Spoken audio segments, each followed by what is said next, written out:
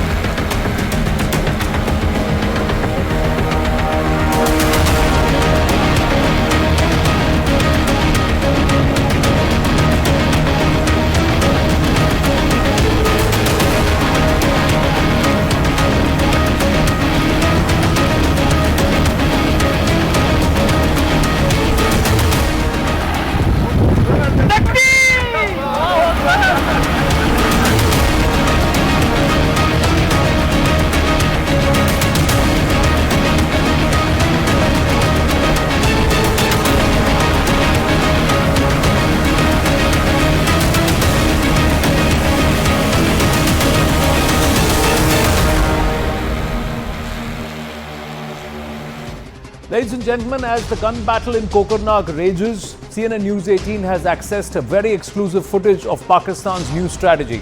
Exclusive videos accessed by CNN News 18 shows how terror group Lashkar-e-Taiba is actually testing the capability of dropping terrorists into the Indian territory via drones that can carry payloads of up to 70 kilograms, ladies and gentlemen. Now, this is the first video. This video is a nighttime video. And the reason why we are starting with this is because this is inside the Lashkar camp when around the time testing first began. And this is some time ago. We must say that this is some time ago, and where you see a Lashkar cadre who's tied to a harness and from his waist and the groin and into the center of the core of the drone and is hanging on to the two railings, and his hands are also strapped.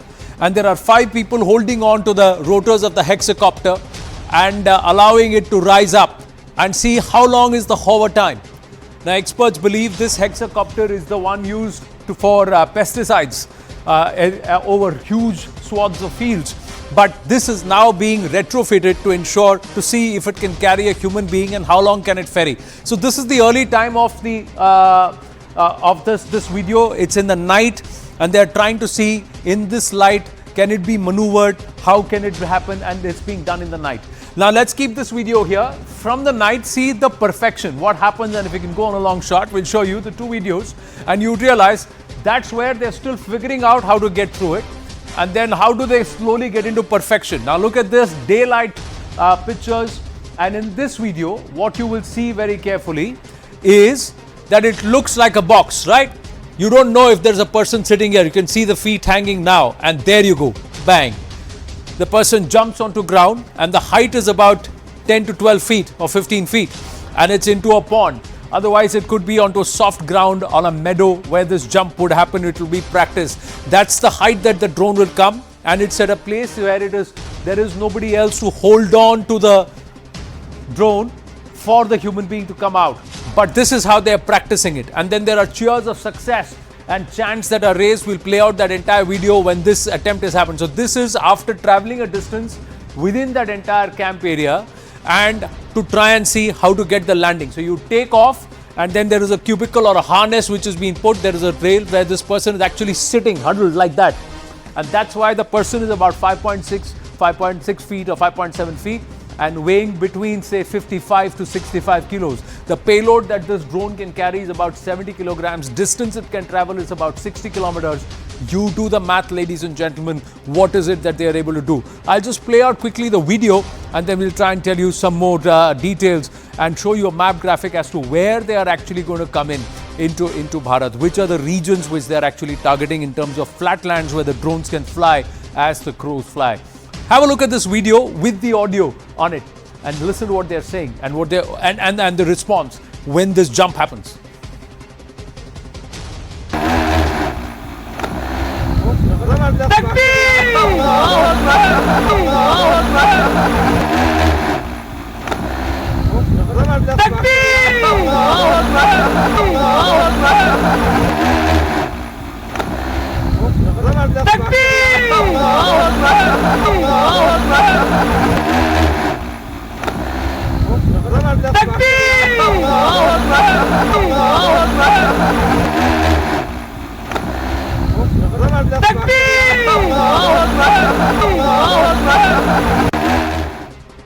So here's what we are understanding, ladies and gentlemen. It's all happening along the border areas. The LOC a little hilly, so they're trying to get into flatland. So from Pakistan, the drones are flying to 4 areas. Jammu, where it's little flatter along the IB. There is Punjab, Rajasthan, and even Gujarat.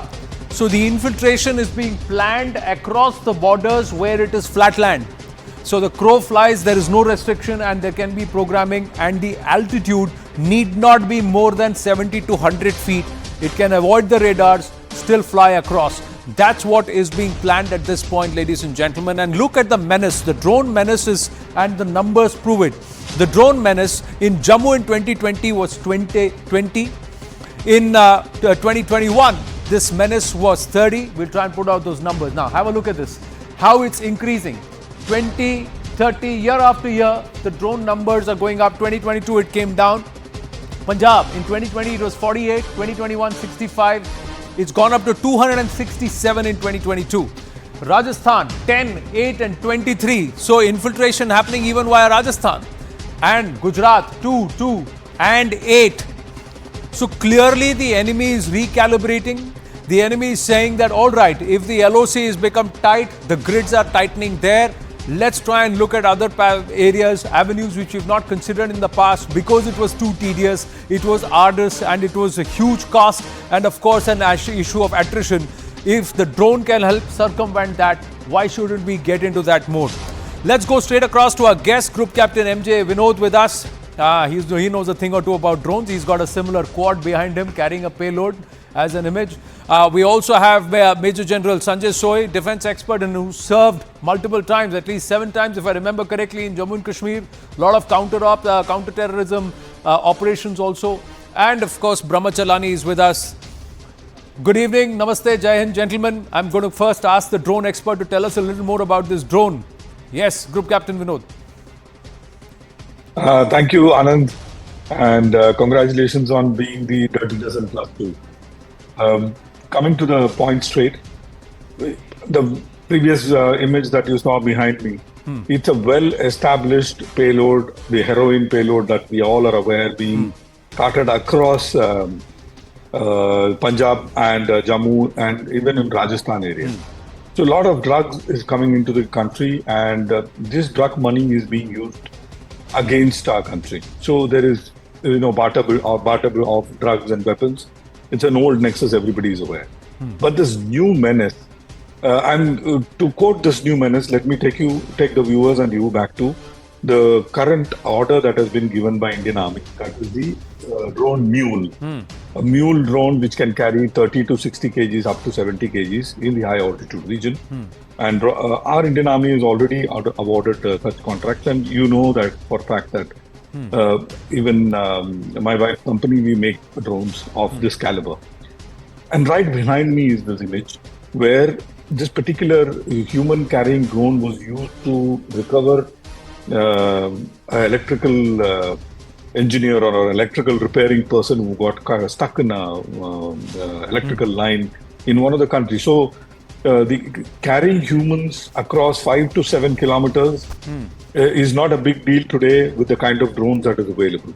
The problem statement is, how do we pick up this drone?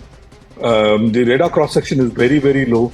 As you can see behind me, they all are made of pipes, carbon fiber pipes, or sometimes even fiberglass, which is radar transparent. The only metal part in this whole thing is just those motors, and the rest everything is either carbon fiber or fiberglass. And very, very low cross section. At night, like you put out that thermal video, it is impossible to visually see it. So the only way to triangulate them is what we use the General will bear with me, in Tata battery, using the microphones, which are spaced at different locations, and we'll be able to triangulate. With sound for such a caliber of drone, we will be able to pick them up at definitely more than 1 to 1.5 kilometers away. And we should be able to prosecute them using high rate of fire zoo guns or something like that. Let me just quickly ask you, Group Captain Vinod, you said that there is the feasibility, or these are instances where 5 to 7 kilometers drones have actually ferried a human being, saved a life, someone in distress, or to a high altitude where it is difficult to reach. It's already done. But as the crow flies across the border 50 to 60 kilometers or 25 to 30 kilometers, because to traverse the border you'll have to do that at least that much of a distance. What height? At about 60 to 70 feet, because oxygen, and you'll have to have certain level of breathability and still ensure that you don't clash into some other birds, etc. Because that's what they're trying. Is it possible for Pakistan to ferry or fly somebody from their side to our side via drone? No, let me make it very simple. And General will explain it even better. See, all along our border, it is not continuously, or it is not monitored like, there are gaps in the border area where you just need to hop across. 5 to 7 kilometers, Anand, is a huge distance on ground, especially close to hills or close to what we call this, the lower plains slightly north of Sangam. It's a huge distance. Even 1 or 2 kilometers is good enough. What they are trying to tunnel is less than 1 kilometer. So 4 5 kilometers, 3 kilometers of jump hop is no oxygen, nothing is required. They come 40 to 50 meters height, like the way they are coming in, not even 40 to 50 meters, maybe 10 to 20 meters, and drop them in some pond, and then they vanish in thin air at night. So it's possible. Now let me show you proof, sir, that this has happened. That's what our Group Editor, Security Affairs, Manoj Gupta, is getting us before I bring in Major General Soy and Brahmachalani. This has actually happened. We have confirmation here, and this is the first time you're seeing the pictures of this terrorist.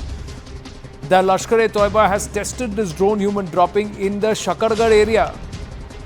The terror outfit sent one of their cadre a few months ago via a drone in Punjab, and that's the terrorist. He was nabbed. Now, during investigations, he's disclosed that he was sent by Lashkar top brass and was given money for the same to get into that drone copter and travel all this way and come across to this place. According to our intel source, the suspect was told to collect weapons and other ammunition from his sources in Punjab, but before that he was apprehended by our security agencies. So that's the picture of this person who's physically being transferred in a drone. So the testing has also seen an actualization onto our soil, ladies and gentlemen. Major General Soy. Absolutely. In fact, Anand, I would say that this is a very, very dangerous development.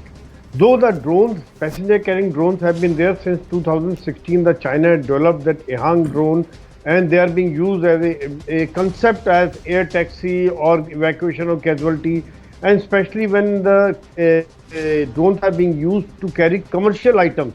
So naturally, some modification with additional modification like this kind of crude modification is there. They can be used to carry humans also. And obviously, India has got more than 3,300 kilometers of borders with Pakistan. And in Rajasthan, in Gujarat area, it is very difficult to man each and every inch of border. So it becomes a big challenge for the security. Though that is why this is you had rightly brought out, Anand, earlier that since the J&K border is effectively sealed, they are finding it difficult to infiltrate through ground route or even through the drones.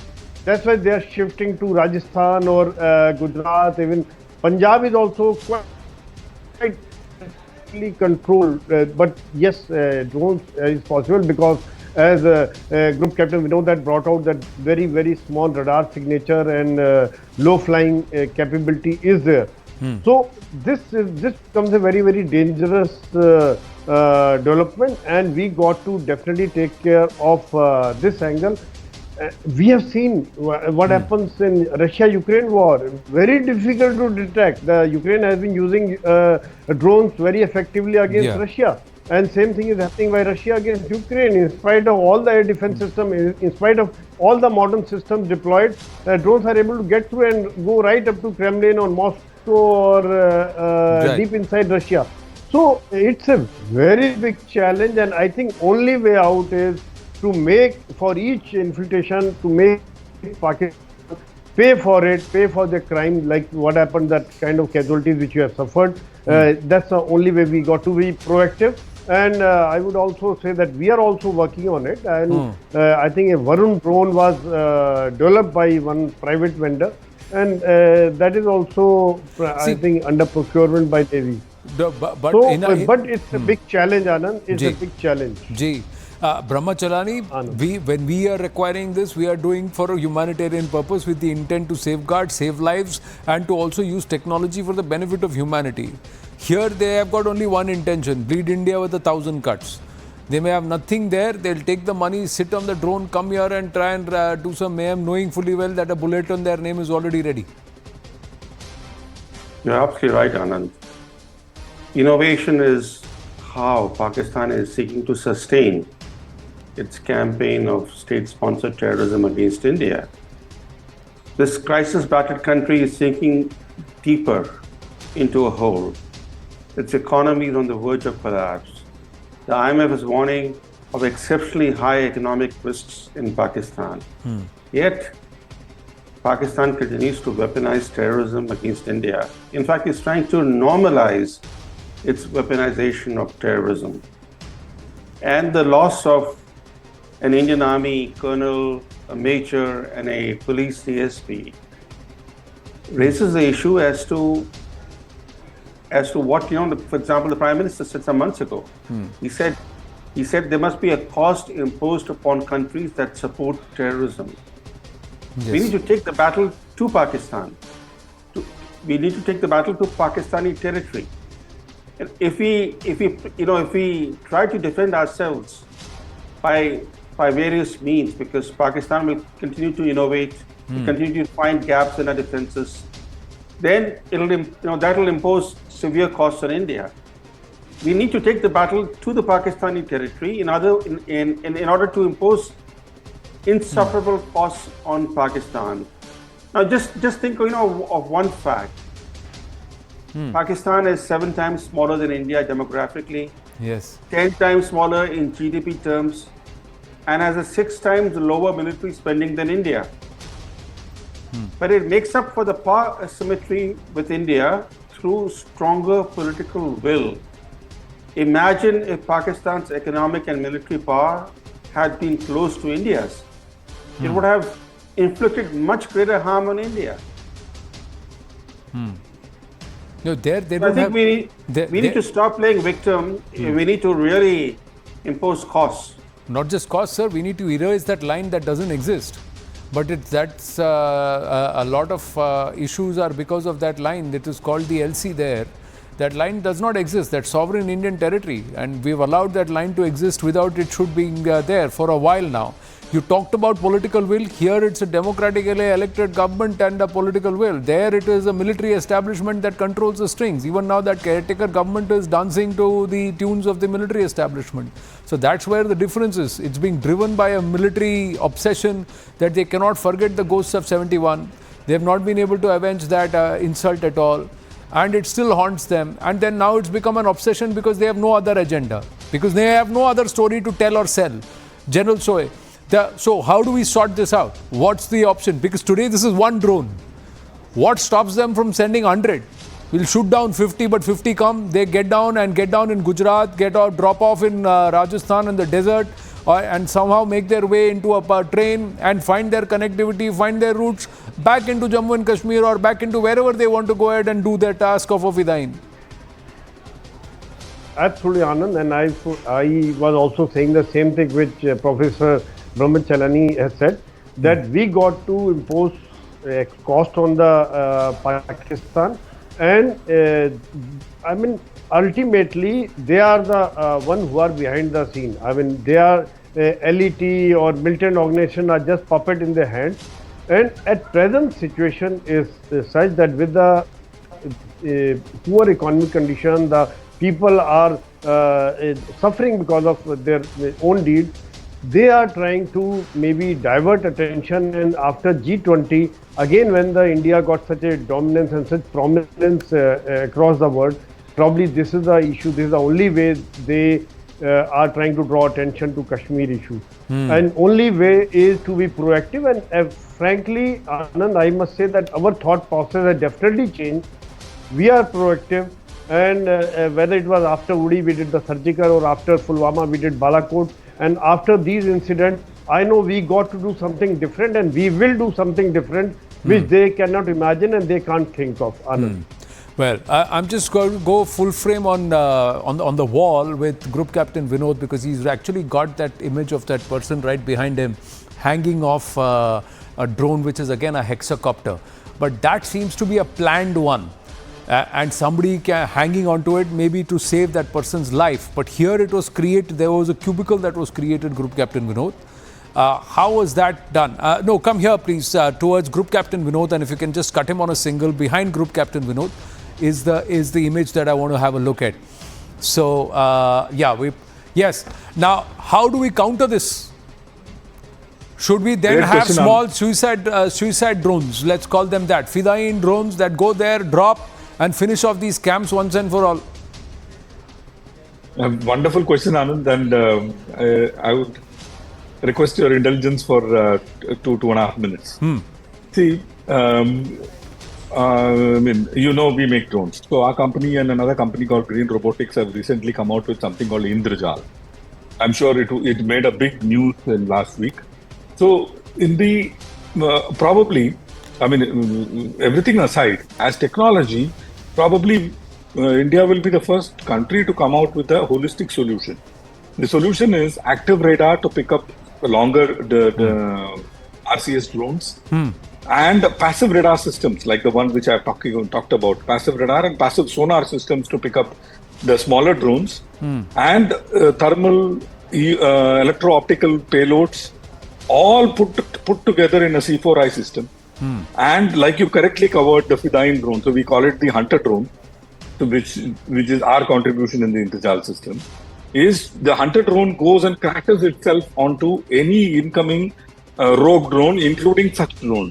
And when hunter drone goes and crashes onto them, the person or the payload, it could be drugs or guns or whatever, and that drone is gone forever. So that the drone cannot be carting people. And most importantly, Anand, is artificial intelligence, machine learning driven decision support system and its associated hardware. That is where India is leading the way as far as anything is concerned. I mean, we are IT giants, you know that. Yeah. Record, replay, training, everything is part of the system. Now, this is to counter. It is like you correctly said. Huh. You can't counter 100% of them. That is the problem. Correct. So I go back to what the previous speaker said. He talked about taking the fight to the heart of the enemy, drive the Right. dagger through his heart. I tweeted about it, and it is not for some fun. Take out ISI headquarters, make Pakistan army so small that rest of the Pakistan army is finished off by their own population, because their own population has had enough of this, Jammu Kashmir ka churan jo bech rahe hain wo log. Huh. They have had enough of it. And because of this Kashmir ka churan bech ke, unka desh ka churan bik gaya hai. Huh. Now look at the amount of gurbat that is there. Look at every young Pakistani wants to just run away. No, Pakistan is in the but verge these are of also collapse. people. Please understand, General Soy and Brahmacharani, people who are this guy, this cadre, this person who's agreed to get into a drone, would also be really scared. You're in a hexacopter with no protection and about say 50 to 100 feet above ground, and you got to travel 15-20 kilometers on the drone and then jump off it. But it's being done for a petty amount of money to our other guests. And that's what, see, this is what you see behind Group Captain Vinod, is something which is being practiced, or it's being shown that its capability. These people are doing it not with an intent to save lives. They are doing it with an intent to take lives. So that clarity has to be there. So how do we make sure they don't do it? And they're moving away from Jammu and Kashmir now, Brahmachalani ji. They are moving away. They are looking at the like you mentioned, 3,300 kilometers of the IB and its flat lands. Tomorrow they'll start using these drones just to run away from Pakistan and drop into India. We can't afford that too. You're right. They will look for any opening that they can find. Today it might be drone, tomorrow it might be some other means. They'll continue to improvise, they'll continue to bleed India. The whole effort is to destabilize India. Fortunately, India has managed to counter Pakistan's terrorism strategy, not effectively, but to a large extent, it has ensured that the Pakistani strategy does not come in the way of India's rights. So that by itself is remarkable. But I think where India has been not very effective is in imposing costs on the enemy. We need to focus more on how we can actually impose substantive costs on Pakistan. How India can bleed Pakistan, to say it bluntly. We focus too much on defense, defending ourselves, countering Pakistan's infiltration bids. All that will work better if we can bleed Pakistan. Yes. Why should a smaller country be able to bleed India? True.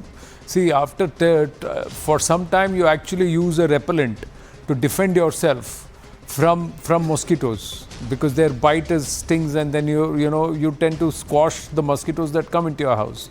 After some time you decide to exterminate those mosquitoes and to look at a permanent solution to that. So are we close to that step, because you reduce them to a level of economic penury where tomorrow they don't even have the gumption to stand up? So at Balakot, they didn't have it, and they had almost put their hands up, and had it not been the way things played out, things would have been different. But is it time to use a different way, different technology? If they are trying to use technology to send human beings, should we use technology to send those human beings away from our territory, back towards their borders and where they should be?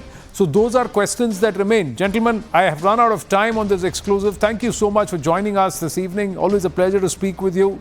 We're going to take a very short break, ladies and gentlemen. When we come back, this whole attack on Sanatan Dharma, has it really backfired? Has it done far more harm to this comedy of contradictions?